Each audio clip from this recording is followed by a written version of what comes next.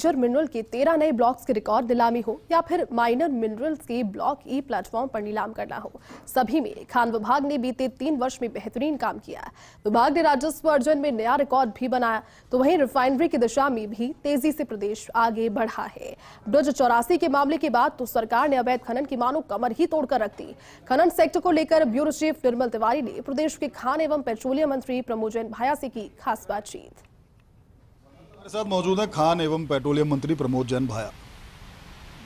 ब्रज 84 का मामला हो, उसको बड़े संवेदनशीलता से किस तरह से नियंत्रित किया गया, उसके बाद कैसे वहां पर अवैध खनन को बंद किया, अभियान चलाया, मेजर मिनरल की बड़े बड़े ब्लॉक्स की नीलामी में बड़ी सफलता हो, माइनर मिनरल के ब्लॉक्स की नीलामी में सफलता हो, राष्ट्रीय स्तर पर पहली बार अवार्ड मिलना हो, तमाम जो काम हुए हैं वो सूबे के मुखिया अशोक गहलोत के निर्देश पर और प्रमोद जैन भाया के नेतृत्व में ही हुए। भाया जी, सीधे तौर पर बात करें, एक बड़ी उपलब्धि कहेंगे इसको। अवैध खनन तो नासूर बन गया था, ब्रज 84 का मामला इतना संवेदनशील था कि उसको अगर समय पर नियंत्रित नहीं किया जाता, समय पर तमाम कार्रवाई नहीं की जाती तो एक बड़ा आंदोलन के तौर पर खड़ा हो जाता। किस तरह से सबको हैंडल किया, क्या कार्रवाई रही उस दौरान? ब्रज 84 की जो आप बात कर रहे हैं, निश्चित रूप से हमारी धार्मिक आस्था का केंद्र है वो, और मैं खुद जैन समाज से हूँ, लेकिन मेरी जितनी आस्था जैन धर्म में उतनी आस्था मेरी वैष्णव धर्म में भी। मैं भी कई बार गोवर्धन जी की परिक्रमा कर चुका हूँ, दूध से भी परिक्रमा लगा चुका हूँ और भी परिक्रमा कर चुका हूँ, मतलब दंडवत भी कर चुका हूँ। मेरी पूरी गोवर्धन जी में पूरी आस्था है। और जो घटना घटित हुई साधु जी की, वो बहुत ही निंदनीय है और उसका मन से दुख है, हमारे मुख्यमंत्री जी को भी, हमारे को भी, और जो भी धर्म में आस्था रखता है हर व्यक्ति को उसका मन से दुख है कि वो घटना, ऐसी घटना होना मतलब एक बहुत बड़ा अपराध है। घटना कैसे घटित हुई, क्या हुई, ये एक जांच का विषय है। जहाँ तक जो भारतीय जनता पार्टी के लोग कहते हैं कि साहब कांग्रेस ने यहाँ लीजें दी और इस वजह से इसको खोदा गया एक आस्था के केंद्र को, ये उनका आरोप बिल्कुल निराधार है। हकीकत इससे बिल्कुल हटके है। सन 1991 में पहली लीज भारतीय जनता पार्टी की सरकार के समय वहाँ दी गई और उसके बाद जो जो सरकारें आई, चाहे फिर बाद में बीजेपी की आई, कांग्रेस की आई, जो भी आई, वो देती चली गई। हकीकत ये है। जैसे ही ये मुद्दा हमारे लोकप्रिय मुख्यमंत्री जी के सामने आया, एक शिष्टमंडल आके मिला, उस मीटिंग में मैं भी था और मुख्यमंत्री जी ने उन्हें आश्वस्त किया कि बिल्कुल हम इसको वन क्षेत्र घोषित कर देंगे। उसके पहले जो लीजें लीगल रूप से वहाँ चल रही हैं, 45-46 जो लीजें थी, इनको हम, क्योंकि माइनिंग सेक्टर एक ऐसा सेक्टर है कि एक लीज से प्रत्यक्ष रूप में कई लोगों का जुड़ाव रहता है। माइनिंग होल्डर तो अपनी जगह है, लेकिन काम करने वाले मजदूर भी हैं और फिर ट्रांसपोर्टेशन से जो माल लेके जाते हैं वो लोग भी हैं, तो मतलब कई लोगों की रोजी रोटी उससे जुड़ी हुई रहती है।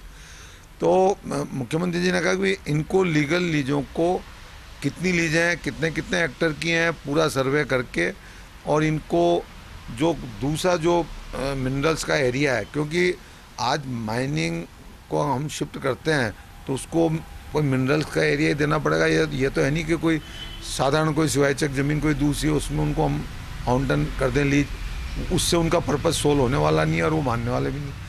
अगर हम इनको एकदम करते हैं तो ये लीगल इशू बनेगा, लोग बेरोजगार होंगे। तो अच्छा है कि इनको शिफ्ट कर दिया जाए और इसको पूरा वन क्षेत्र घोषित कर दिया जाए। ये मुख्यमंत्री जी ने उसी बैठक में हम सबको निर्देश दिए थे। उसके बाद वो प्रक्रिया चल रही थी, इसी दौरान ये घटना घटित होगी। घटना घटित होने के बाद भी मुख्यमंत्री जी ने बहुत ही तत्परता से उसको पूरा वन क्षेत्र घोषित किया, उन वैध लीजों को कैंसिल किया और तुरंत ये चीज़ें इम्प्लीमेंट हुई। आपने अभियान छेड़ा उसके बाद, तो अभियान उसके बाद छेड़ने की क्या जरूरत है? आप पहले भी शुरू कर सकते थे। क्या कारण रहे ऐसे कि बाद में किया, और अब बाद में आपने शुरू भी कर दिया है, तो अब किस तरह की अभियान की प्रक्रिया चल रही है और कैसे उसको एग्जीक्यूट कर रहे हैं? अभियान जो आप कह रहे हो कि आपने इसके बाद में अभियान छेड़ा, ये भी कथन गलत है। जैसे सरकार बनी और मुख्यमंत्री जी की भावना के अनुरूप हमने कई बार विशेष अभियान चलाया, जिसमें माइनिंग विभाग, पुलिस विभाग, राजस्व विभाग, वन विभाग, सभी का एक जॉइंट रूप से। और जो आंकड़े बोलते हैं, मैंने आपको पहले बताया डिटेल में कि आप एक एक चीज़ को कंपेरिजन कर लें कि भारतीय जनता पार्टी की 3.5 साल के जो शासन का जो उनका प्रथम कार्यकाल रहा 3.5 साल का, उसमें कितनी FIR दर्ज हुई, हमारे में कितनी हुई, उनमें कितनी उनकी पेनल्टी बनी 100 करोड़, हमने उनसे कई गुना करोड़ अधिक वसूल की। संसाधन जो जब्त हुए उनसे कई गुना हमने हमारे उसमें जब्त किए। बड़ी मशीनें पॉकलैंड ये हमने उनसे ज़्यादा जब्त की। मतलब हमारी कार्रवाई में कोई कमी नहीं छोड़ी गई। ये भारतीय जनता पार्टी के समय एक फोड़े के रूप में अवैध खनन राजस्थान में पनपा, उन्हीं के सरकार के समय इसने नासूर का रूप धारण किया, कैंसर का रूप धारण किया, और हमारी सरकार आई जब से हम उसको सुधारने में लगे हुए हैं। आपकी सरकार तो कीमोथेरेपी कर रही है उसकी। क्या होता है साहब कि जब कोई समस्या बड़ी हो जाती है तो उसका समाधान करने में भी समय लगता है। ऐसा नहीं है कि आप बिगड़ी हुई चीज़ को एकदम कोई जादू का डंडा किसी के पास नहीं है कि बिगड़ी हुई चीज़ को 2 मिनट में आप ठीक कर सकते हो। हमने अवैध खनन पे भी जोर दिया। पिछली सरकार में 500 पट्टे नीलाम हुए थे, हमने 1500 नए ऑक्शन किए, बड़े उसमें भी मेजर उसमें पिछली सरकार में 3 ब्लॉक नीलाम हुए थे, हमने 13 ब्लॉक नीलाम किए। तो अवैध खनन जब बढ़ेगा तो अवैध खनन वैसे ही अपना आप धीरे धीरे कम होगा।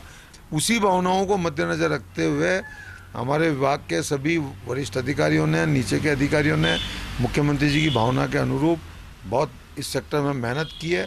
वो इसी बात का प्रमाण है कि हमारी रेवेन्यू अधिक हमने बढ़ाई, टारगेट से अधिक रेवेन्यू अर्जित की, नीलामी अधिक की, और केंद्रीय सरकार ने अच्छे काम के लिए राजस्थान के माइनिंग विभाग को अवार्ड दिया। भाई जी, लंबे समय से इंतजार है खनन नीति का भी। अब सीएम ने भी पिछले दिनों जो संशोधन था MMCR में उसको अप्रूवल दे दिया। किस तरह से इसको लागू कर रहे हैं, कैसे नीति आएगी, नीति के प्रावधान कितना सरलीकरण किया है ताकि खनन को तो अवैध खनन तो बंद हो, वैध खनन को बढ़ावा मिले और खनिज उत्पादन के क्षेत्र में आत्मनिर्भर बने। मैं इसके पहले एक चीज़ एक सवाल और रह गया। आपने कहा था कि ये ब्रज वाला जो हुआ उसके बाद में भी अवैध खनन हो रहा है। ये भी भ्रामक प्रचार है। जो पहले खनन हुआ उसको दर्शाया जाता है। हकीकत ये है कि ये जब एपिसोड हुआ उसके आसपास ही हरियाणा में एक DYSP की अवैध खननकर्ताओं ने मौत कर दी थी। बहुत दर्दनाक मौत हुई थी, कुचल दिया था। वो चाहे प्रकरण हरियाणा का है, लेकिन जैसे ही ये घटना हुई उसके दूसरे दिन मुख्यमंत्री जी ने अवैध खनन को लेकर बैठक ली। उसमें पुलिस और प्रशासन सभी को शामिल किया और उन्होंने सख्त निर्देश दिए। उसके बाद वन विभाग, रेवेन्यू विभाग, माइनिंग विभाग, इन सब ने मिलकर, पुलिस ने मिलकर जो किए है उसका भी मैं आंकड़ा आपको बता देता हूं कि अवैध खनन प्रकरण के 123 प्रकरण दर्ज किए, अवैध निर्गमन के 865 प्रकरण दर्ज किए, अवैध भंडारण के 70 प्रकरण दर्ज किए और FIR 371 की, गिरफ्तारी 48 जनों की गिरफ्तारी हुई, 173 लोगों की गिरफ्तारी हुई, बड़ी मशीनें 48 जब्त हुई, कुल वाहन 1021 जब्त हुए और खनिज 33,310 टन अवैध खनिज जब्त किया। भाई जी, एक अंतिम सवाल संक्षिप्त में जवाब चाहूँगा। रिफाइनरी एक बड़ा बहुप्रतीक्षित एक प्रोजेक्ट है और गहलोत साहब के नेतृत्व में जिस तरह से तमाम उस पर कार्य हुए, बहुत तेज़ी से हुआ, दोबारा से रिफाइनरी के प्रोजेक्ट को जीवित किया गया। अब उसकी क्या प्रगति और क्या लगता है कि वो समय पर पूरा हो जाएगा प्रोजेक्ट और उसके क्या लाभ होने हैं? रिफाइनरी जब केंद्र में कांग्रेस की सरकार थी उस समय मुख्यमंत्री जी ने प्रयास करके उसका शिलान्यास करवाया था। उसके बाद भारतीय जनता पार्टी की सरकार आई तो उन्होंने उसमें भी राजनीति की और उसको डिले किया और अब जाके जब उसका काम शुरू हुआ, दोबारा कांग्रेस की सरकार बनी, मुख्यमंत्री जी ने उसके लिए भी प्रभावी मॉनिटरिंग की। कई बार हम लोगों को भी लेके रिफाइनरी में वहाँ जाके बैठक ली, समीक्षा की। कई बार यहाँ CMR में बैठक ली समय समय पे, क्योंकि ये मुख्यमंत्री जी का ड्रीम प्रोजेक्ट है।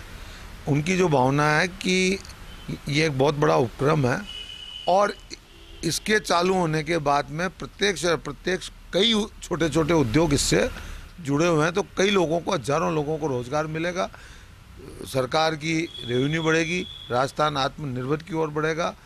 तो उसके लिए कोरोना महामारी के कारण काम प्रभावित हुआ। पहले लक्ष्य था कि 23 तक उसका, अक्टूबर नवंबर 23 तक उसका लोकार्पण होकर वहाँ उत्पादन शुरू हो। उस भावना के अनुरूप अधिकारियों ने बहुत मेहनत की है, लेकिन कोरोना महामारी के कारण काम प्रभावित हुआ। उस वजह से प्रोजेक्ट थोड़ा पूरा होने में भी थोड़ा समय लगेगा। अब टारगेट 24 तक का रखा गया है। बहुत बहुत धन्यवाद। तो आप हैं खान एवं पेट्रोलियम मंत्री प्रमोद जैन भाया, आपका साफ तौर पर कहना है कि अवैध खनन अब प्रदेश में नहीं हो पाएगा। ब्रज 84 की घटना हो, चाहे उससे पहले का तमाम जिस तरह की हरियाणा में घटना हुई, उससे सरकार ने देखा, उसको हाथों हाथ लिया और सूबे के मुख्यमंत्री ने साफ तौर पर कहा कि अवैध खनन को किसी भी तरह से खत्म किया जाए, वैध खनन को प्रोत्साहन दिया जाए। रिफाइनर का प्रोजेक्ट हो तो उसको भी कोशिश ये की जा रही है कि जो समय था उसका निर्धारित, उस समय पर उसको पूरा किया जाए। हालांकि कोविड को लेकर, कोविड के दौर में काम निश्चित तौर पर प्रभावित हुआ था। दूसरा जो सबसे अहम पहलू वो था, उनका कहना है कि जिस तरह से सीएम पूरे विभागों की मॉनिटरिंग करते हैं, वो इस विभाग की मॉनिटरिंग करते हैं। उसी का कारण है कि खुद खान मंत्री प्रमोद जैन भाया वो लगातार इस कोशिश में रहते हैं, अधिकारियों से फीडबैक लेते हैं कि काम प्रॉपर तरीके से चले, रेवेन्यू बढ़े, लोगों को रोजगार मिले और हम खनिज उत्पादन के क्षेत्र में आत्मनिर्भरता की तौर पर हैं। तो निश्चित तौर पर इस दिशा में काम तेजी से हो रहा है और उन्होंने विपक्ष के सारे आरोपों को नकारते हुए साफ कहा है कि काम बहुत तेजी से हो रहा है, बहुत अच्छे तरीके से चल रहा है और टीम वर्क के साथ चल रहा है। कैमरा पर्सन घनश्याम करोल के साथ Nirmal Tiwari, first India news, Jaipur. और चलिए इस बुलेटिन